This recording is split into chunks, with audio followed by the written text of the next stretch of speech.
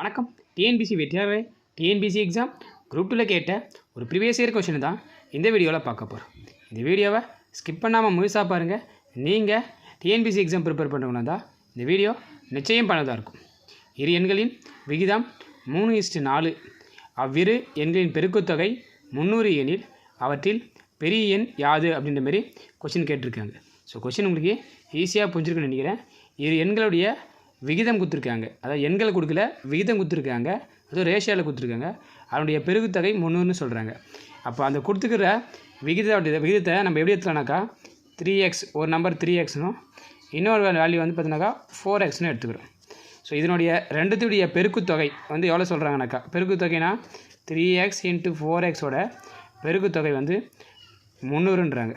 அப்போ பெருக்குங்க, 3x × 4x மல்டிபிள்னா 3 4s are 12, x × x square ஆகிடும்.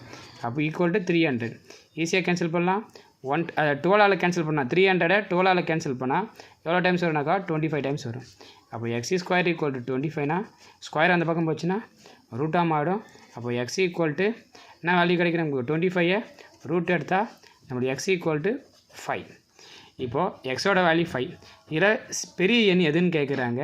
அப்போது 3ஆவோட 5ஐ மல்டிபிள் பண்ணால் 15 கிடைக்கும், அது சின்ன நம்பரு. ஏன்னா 4ஆவோட 15 மல்டிபிள் பண்ண 5ஐ மல்டிபிள் பண்ணால் 20 ஆகிடும். அப்போ இது பெரிய எண். அப்போ பெரிய எண் வந்து என்னவாக இருக்குனாக்கா ஆப்ஷன் பி 20ஆக தான் இருக்கும். ஸோ இந்த வீடியோ உங்களுக்கு பிடிச்சிருக்கும், பயனுள்ளதாக நினைக்கிறேன். பிடிச்சிருந்தால் சப்போர்ட் பண்ணுங்கள், சப்ஸ்கிரைப் பண்ணுங்கள், மற்றவங்க யூஸ்னால் ஷேர் பண்ணுங்கள். நன்றி நண்பர்களே.